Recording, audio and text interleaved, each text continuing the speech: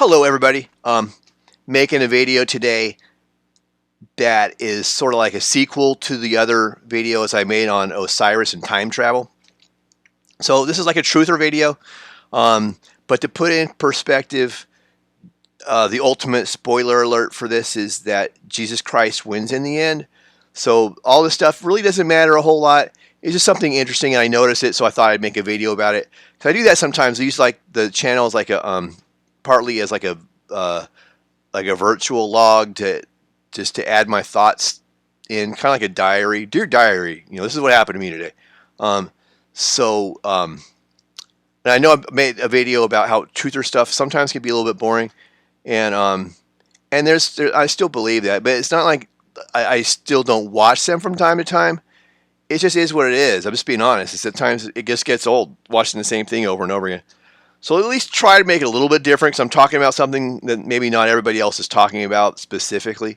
And I don't do it all the time, but if I notice something, then I'll bring it up. I don't go looking for it, but if I see it, then I'll say, hey, guess what? This is something I noticed. So that's what this one's going to be about, is a continuation of my thesis that time travel movies, the majority of the time, use the symbolism of the Egyptian Osiris slash Horus myth, or myths that are related to that story. And so you can go back and look at the other videos to catch up on more of what I had to say about Osiris and time travel. But in any event, I was watching Netflix, because it's one of my guilty pleasures is Netflix, which isn't the greatest thing in the world, but it is what it is. Just being honest. So I was watching this series called DC's Legends of Tomorrow. If you have Netflix, you might want to check it out so you can see what I'm talking about. You'll be like, oh yeah, I see that now. That in that show, for that particular episode anyway, it's about this guy's trying to save the world from doom, which only really Jesus Christ can only do that. And some things are meant for destruction anyway, so it is what it is. But any event, though, so they kind of go back in time. They use time travel to find some superheroes that can save the world from being blown up, or whatever's going to happen. So they go back in time, and they find these superheroes, and one of them is Hawkman and Hawkgirl. And when they find them, they kind of go into the fact that they had a past life or something, and that they were really like Isis and Osiris, and so that brings up that whole legend thing. Like one of them, Set is like the kind of like the third wheel in that lover's triangle, who he wants to get busy with Isis, but Osiris is in the way, so he basically has according to the actual legend, he has Osiris killed and then torn to pieces, and Isis has to put him back together again, but she doesn't read the directions, so she's got the missing piece. So she just makes up a missing piece, being the phallus, and then she gets busy again with Osiris, and then has a child named Horus. So in these movies, they talk about that mythology. I don't want to go all up into it again, but if you watch the other videos I made, then you can get kind of up to speed on what I'm talking about.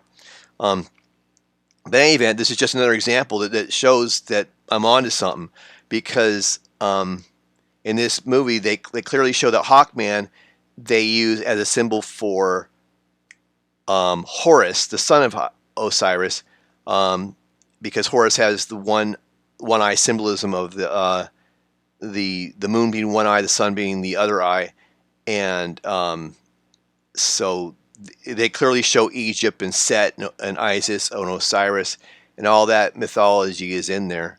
So Hawk Woman is sort of like Isis, and Hawk Man, of course, is Horus slash Osiris. It's got the whole legend in there because it clearly shows that the character, the actor or whatever you want to call it, who portrays Hawkman, would be basically Osiris, and then he gets in this carnation, he ends up being Hawkman, which is like a symbol for Horus.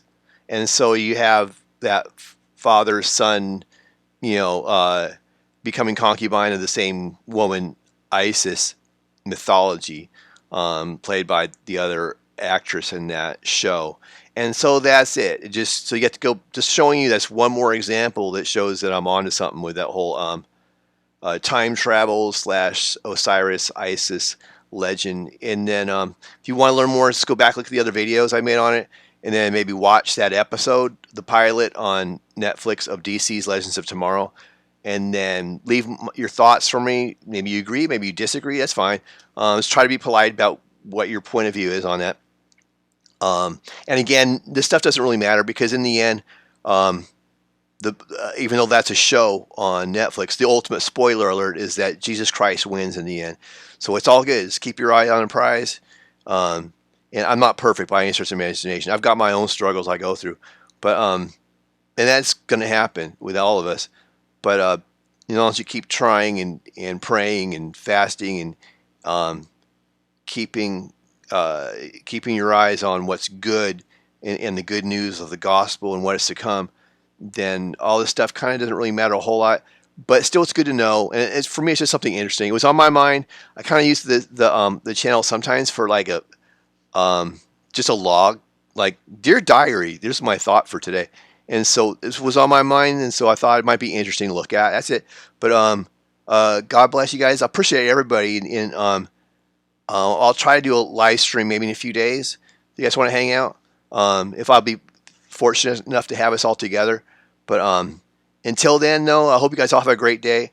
God bless everybody in Jesus' name, and thank all of you. And also the other thing I almost forgot. I appreciate you guys. So I'm making a music video. I might put that out later today or tomorrow on a song I wanted to do. And then, but I'm going to make another song as a thank you to everybody because we did reach 300 subscribers. And so I thought that's super cool. And I really love everybody. So I thought, you know what, that might be a cool way to say thank you. But until then, though, I hope everybody has a wonderful day.